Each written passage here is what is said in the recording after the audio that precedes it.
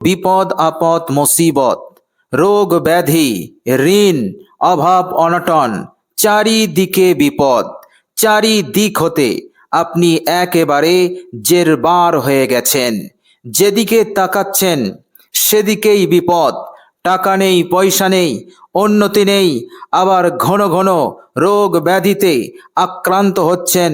আপনার পরিবারের কেউ আক্রান্ত হচ্ছে। এইভাবে করে অনেক টাকার ঋণী হয়ে আছেন। আপনি ঋণকে পরিশোধ করতে পারছেন না।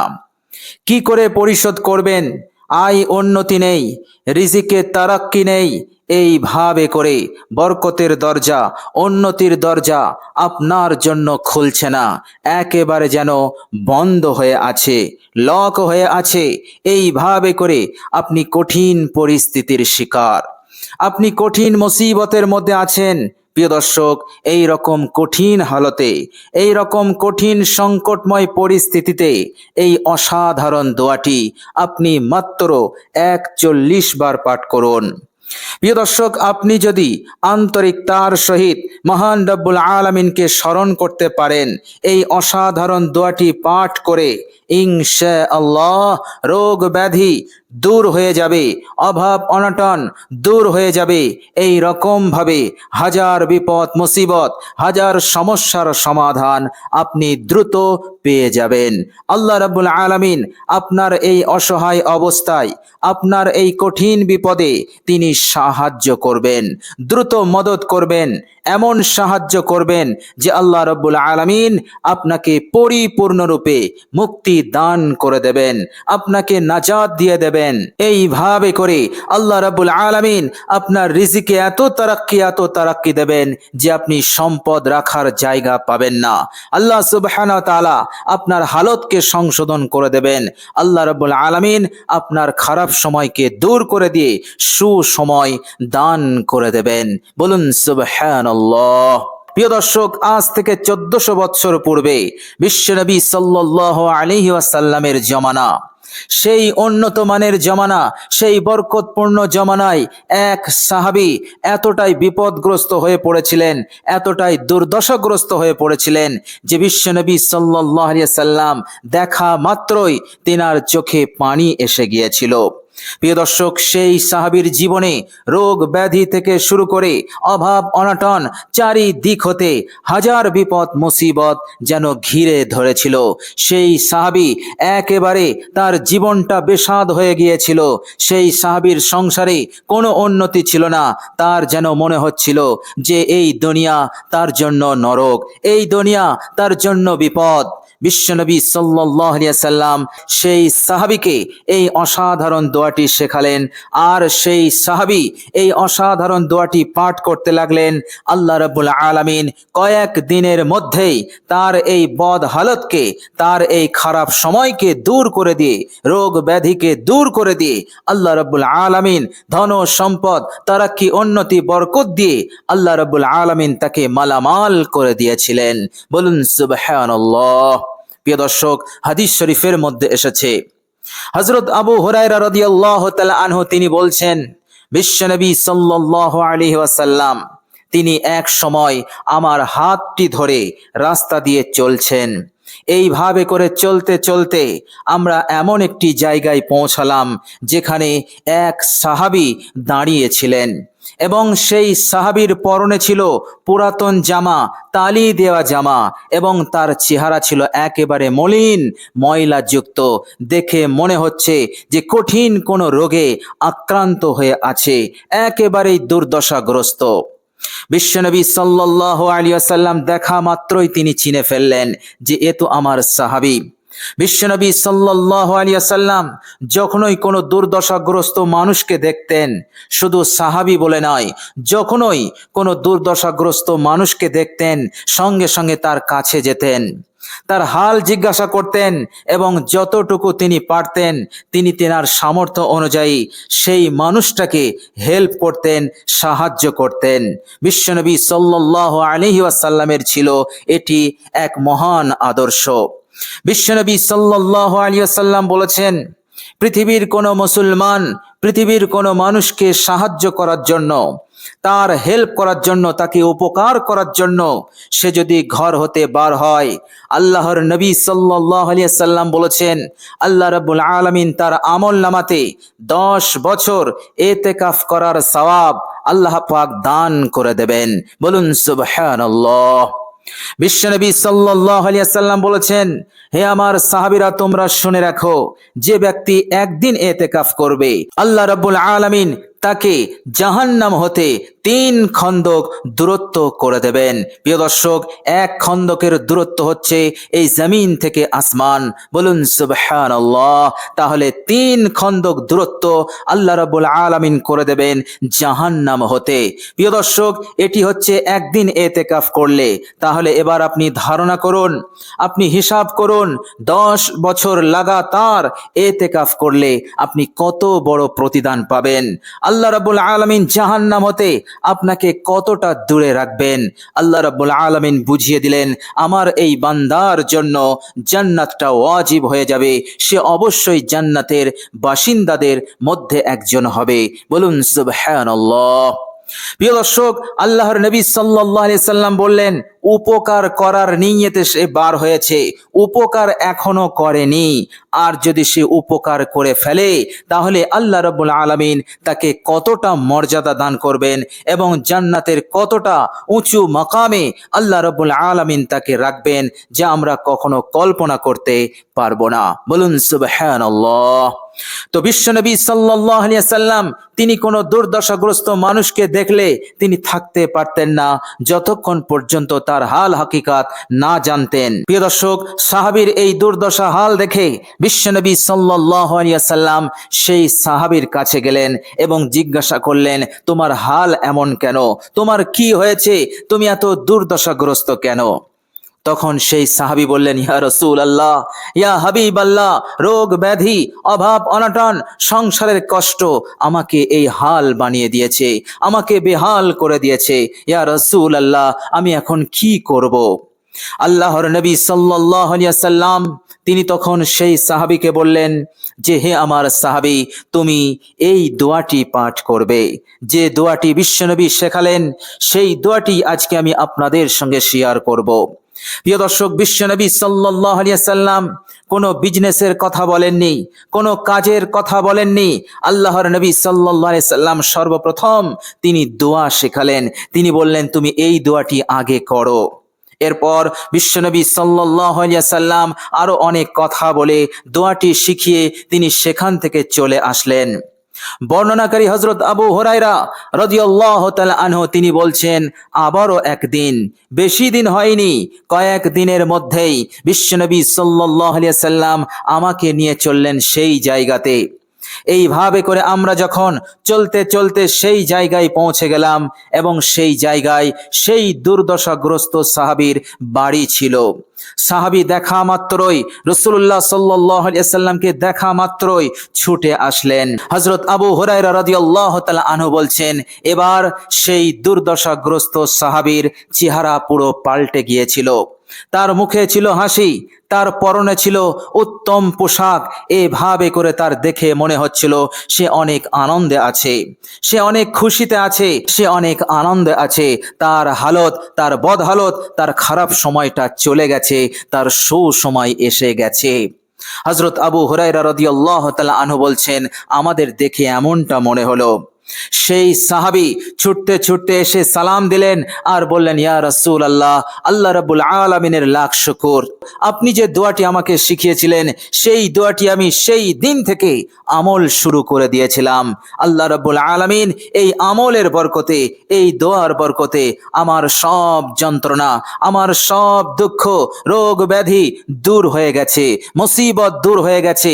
আল্লাহ রাব্বুল আলামিন আমার অভাব অনটনকে দূর করে দিয়েছেন। আল্লাহ পাক এই কয়েক দিনের মধ্যেই আমাকে মালামাল করে দিয়েছেন। আমার কাছে পর্যাপ্ত টাকা সম্পদ এসে গেছে, আমি এখন অনেক ভালো আছি। আমার সংসার অনেক উন্নতি এসে গেছে, আমার সংসারে অনেক বরকত এসে গেছে।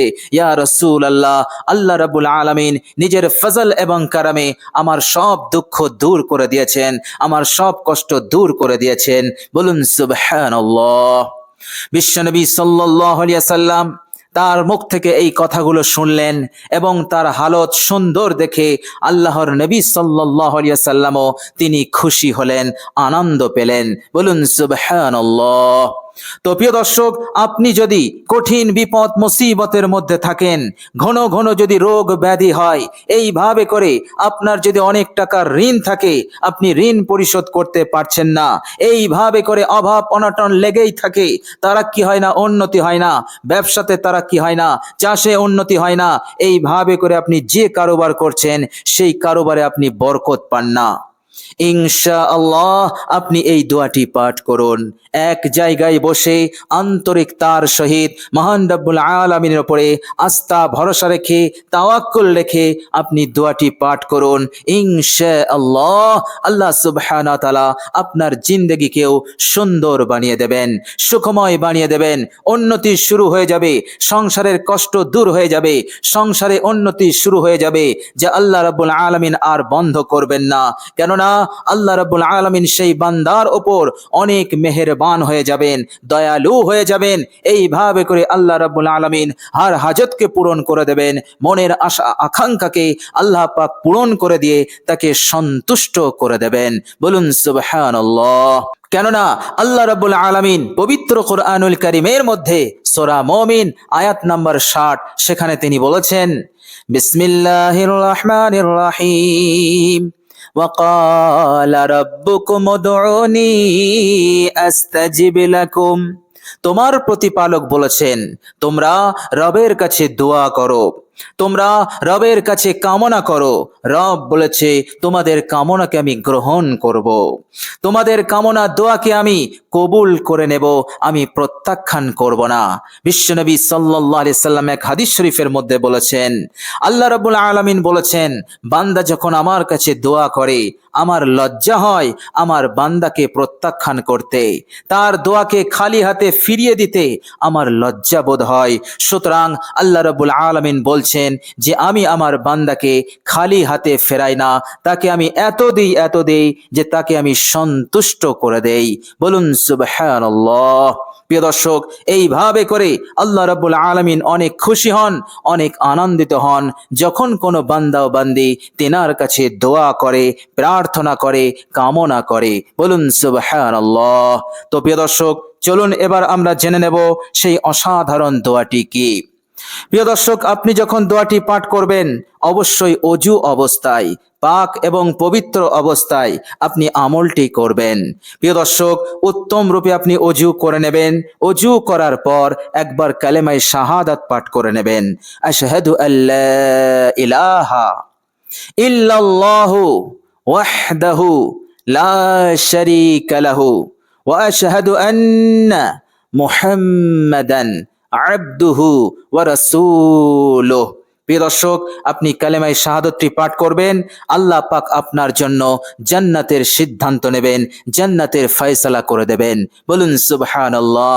কিভাবে ফয়সালা করবেন? কিয়ামতের দিনে আল্লাহ রাব্বুল আলামিন তার জন্য জান্নাতের 8টি দরজা খুলে দেবেন, যাতে করে সে ইজ্জতের সঙ্গে, সম্মানের সঙ্গে জান্নাতে প্রবেশ করে। বলুন সুবহানাল্লাহ। তো প্রিয় দর্শক, আমরা কালেমায়ে শাহাদাত একবার পাঠ করে নেব। এরপর আপনি একটি জায়গায় বসবেন, বসার পর আপনি 3 বার ইস্তেগফার পড়বেন, জিন্দগির সমস্ত গুনাহের ওপর অনুতপ্ত, লজ্জিত হয়ে এভাবে করে আপনি 3 বার ইস্তেগফার পড়বেন। প্রিয় দর্শক, পারলে কান্নার ভান করবেন, আরো পারলে চোখে পানি নিয়ে আসবেন। প্রিয় দর্শক, ইস্তেগফারটি হচ্ছে আস্তাগফিরুল্লাহ, আস্তাগফিরুল্লাহ, আস্তাগফিরুল্লাহ। প্রিয় দর্শক, 3 বার হয়ে গেলে বিশ্বনবী সাল্লাল্লাহু আলাইহি ওয়াসাল্লামের ওপর একবার দরুদ শরীফ পাঠ করবেন, মহাব্বতে দরুদে ইব্রাহিম আপনি পাঠ করবেন, বিশুদ্ধভাবে মহাব্বতের সঙ্গে একবার পড়ে নেবেন। প্রিয় দর্শক, দরুদে ইব্রাহিম একবার আমি আপনাদের সম্মুখে পড়ে শোনাচ্ছি।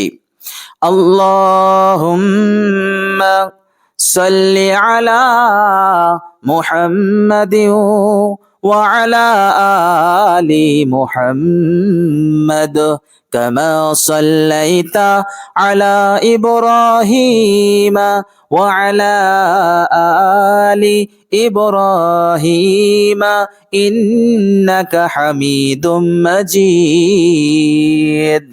اللهم بارك على محمد وعلى آل محمد كما باركت على إبراهيم وعلى آل إبراهيم إنك حميد مجيد। প্রিয় দর্শক, দরুদ ইব্রাহিম হয়ে গেলে এবার আপনি এই অসাধারণ দোয়াটি পাঠ করবেন। প্রিয় দর্শক, বিরতিহীনভাবে আপনি 41 বার পাঠ করে নেবেন। প্রিয় দর্শক, দোয়াটি হচ্ছে, মনোযোগ দিয়ে শুনুন।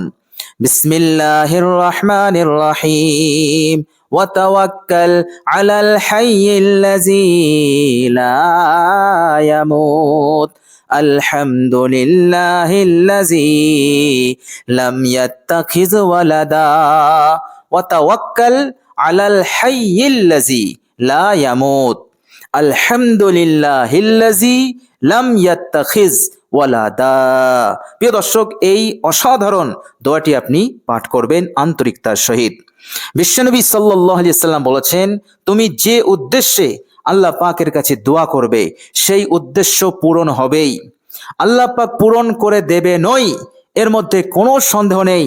এই রকম 100% বিশ্বাস নিয়ে তোমরা আল্লাহ পাকের কাছে দোয়া করবে, আল্লাহ পাক অবশ্যই তোমার এই মকসুদকে, উদ্দেশ্যকে তিনি পূরণ করে দেবেন।